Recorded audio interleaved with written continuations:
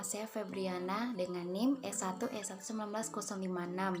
Nah, di video ini saya akan menjelaskan materi dari probabilitas, teorema Bayes, dan Markov chain. Langsung saja, ini dia penjelasan saya.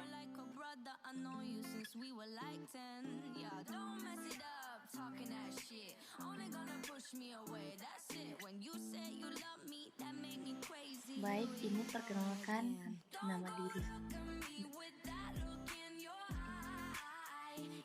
Oke, nama saya Febriana, NIM E1E1190056, saya dari kelas 6.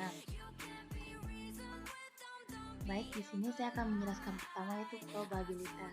Probabilitas atau peluang adalah suatu ukuran tentang kemungkinan suatu peristiwa atau event akan terjadi di masa mendatang. Probabilitas dapat juga diartikan sebagai harga angka yang menunjukkan seberapa besar kemungkinan suatu peristiwa terjadi di antara keseluruhan peristiwa yang mungkin terjadi. Probabilitas dilambangkan dengan P. Nah, manfaat probabilitas dalam penelitian. Manfaat probabilitas dalam kehidupan sehari-hari adalah membantu kita dalam mengambil suatu keputusan serta meramalkan kejadian yang mungkin terjadi.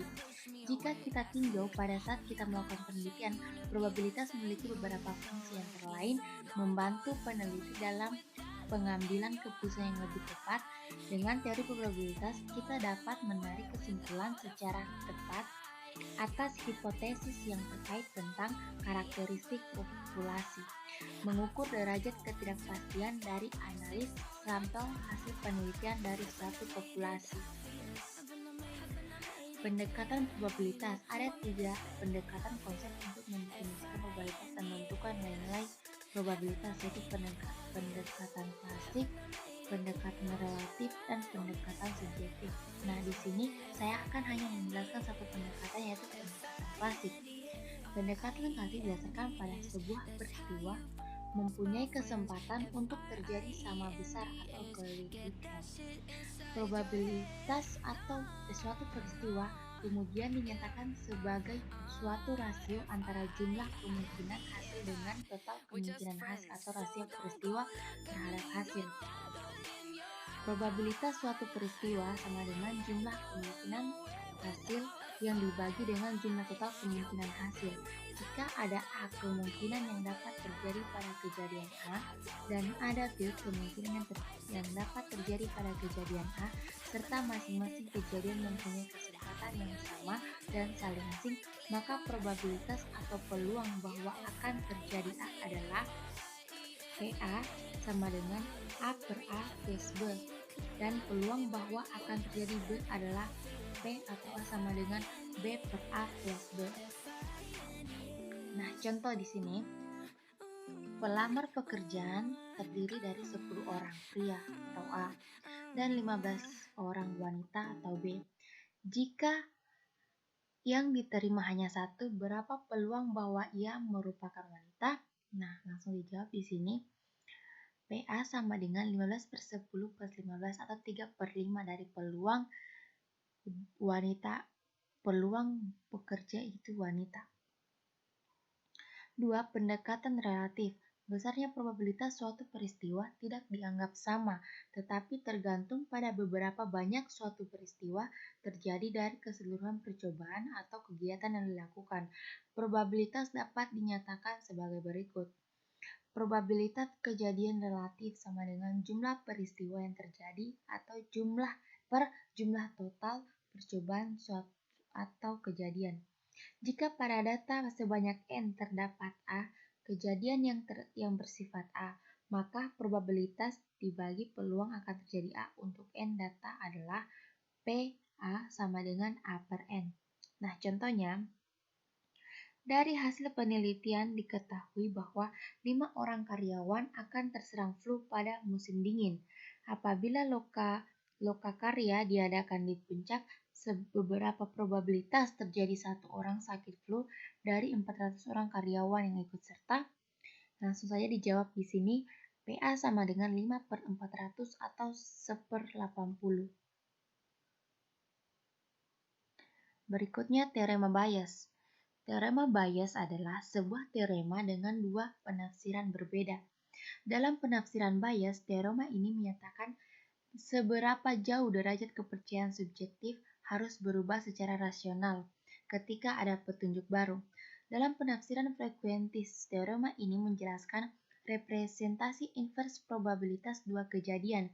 Teorema ini merupakan dasar dari statistika Bayes dan memiliki penerapan dalam sains, rekayasa ilmu ekonomi atau terutama ilmu ekonomi mikro, teori permainan, kedokteran, dan hukum. Penerapan teorema Bayes untuk memperbarui kepercayaan dinamakan inference bias. Salah satu dari banyak aplikasi teorema Bayes yaitu inferensi Bayesian, pendekatan khusus untuk inferensi statistik. Ketika diterapkan, probabilitas yang terlibat dalam teorema mungkin memiliki interpretasi probabilitas yang berbeda.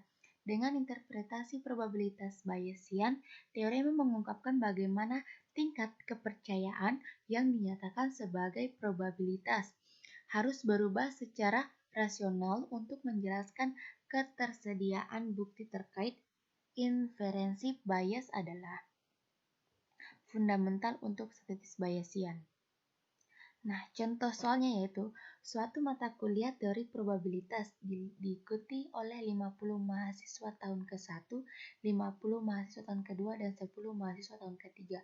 Diketahui mahasiswa yang mendapatkan nilai A adalah 10 orang dari mahasiswa tahun ke-1, 8 orang dari mahasiswa tahun ke-2, dan 5 orang mahasiswa tahun ke-3. Bila seorang mahasiswa dipilih secara acak, berapakah peluang di A yaitu mendapatkan nilai A, B mahasiswa tahun ke-1 bila diketahui dia mendapatkan A. Nah, di sini diketahui yang pertama juga mahasiswa yang mengikuti. Nah, yang diketahui sini kan telah ada pada soal tentang cara pengerjaan untuk menjawab sesuai nomor A yaitu PA sigma P MI kali PA MI per MI, maka hasilnya yaitu 23/75. Kemudian jawaban dari soal B itu masuk kan sudah diketahui dia mendapatkan A 50/75 dikali 1/50 diper 25 hasilnya 10/23. Nah, teori berikutnya yaitu Markov chain. Markov chain atau rantai Markov adalah suatu metode yang digunakan untuk mengidentifikasi variabel-variabel pada masa sekarang yang dilaporkan pada variabel-variabel di masa lalu sehingga didapatkan perkiraan kemungkinan variabel tersebut di masa yang akan datang. Markov chain juga disebut sebagai proses statistik, yaitu sistem pemodelan yang berubah secara acak di mana diasumsikan keadaan yang akan datang bergantung hanya pada keadaan sekarang dan tidak bergantung pada urutan kejadian yang mendahului. Nah, berikut ini beberapa fungsi dari metode Markov chain dalam pemodelan sistem dan proses bisnis, yaitu sebagai tools untuk memperkirakan perubahan yang kemungkinan akan terjadi di waktu yang akan datang, sebagai tools untuk menganalisis kejadian di waktu secara otomatis. Salah satu metode yang biasa digunakan untuk merencanakan penjadwalan produksi, perencanaan baku, dan pemalihan mesin produksi yaitu constraint chain atau rantai Markov. Dengan penggunaan teknik ini, harapannya dapat membantu dalam memperkirakan perubahan yang mungkin terjadi di masa mendatang. Di dalam manajemen, rantai Markov dapat digunakan untuk mempersiapkan kemungkinan adanya sebuah perubahan dan bagaimana caranya untuk menghadapi perubahan tersebut. Nah, contoh pengaplikasian Markov chain dalam dunia industri yaitu Markov chain pertama kali diterapkan dalam dunia pengetahuan fisika dan meteorologi. Dalam kasus lain, metode ini digunakan untuk meramalkan keadaan cuaca melalui kegiatan analitik terhadap perilaku partikel-partikel gas dalam suatu wadah atau container tertutup.